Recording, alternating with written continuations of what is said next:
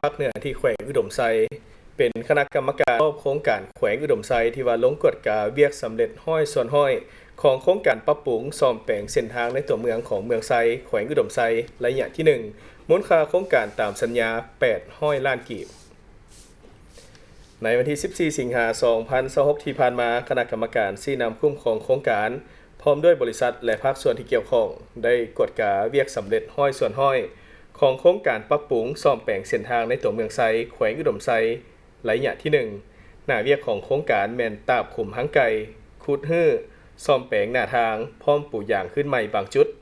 ในนี้ประกอบมีเส้นทางแต่ทาง2อีแผนกกสิกรรมหาตลาดภูเขียว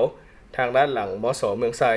เส้นทาง3แยกกสิกรรมบ้านปาซักหาทาง 13N หรือว่าตลาดลือไซ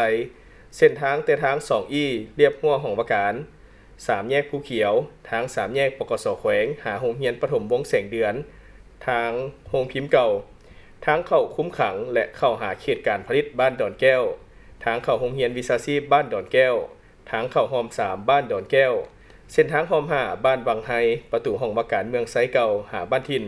เส้นทางขึ้นลงภูธาตุเส้นทางขึ้นภูเซเบ้ภูสถานีหอม5บ้านล่องก่อเดือเส้นทางหอม2บ้านล่องก่อเดือ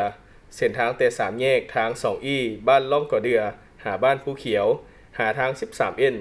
หรือว่าเขตกิโลเมตรที่2เส้นทางแต่3แยกทาง2อีหา EDI มอนใต้เส้นทางแต่3แยกทาง2อีหอม3หา4แยกโรงเรียนประถมภูเขียวเส้นทางแต่3แยกองค์การอัยการแขวงหาเรียบหัวเดินบินหา3แยกไปดอนไซ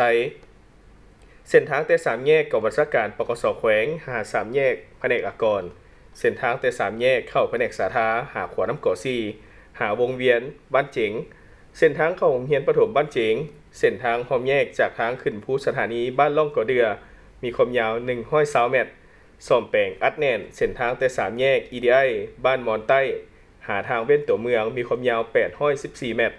ซ่อมแปลงฝาปิดห้องระบายน้ำตัดดอนกลางทางเพื่อระบายน้ำออกจากกลางทางพร้อมทั้งซ่อมแปลงและทาสีคืนและปรับปรุงดอนกลางทาง2อีอยู่จุดทางขึ้นบ้านภูเขียวทั้งนี้ก็เพื่อเฮ็ดให้ตัวเมืองไซมีความสะอาดเขียวสดงดงามสมกับเป็นแขวงใจกลางทางภาคเหนือของสปปลาวพวกเขานั่นเอง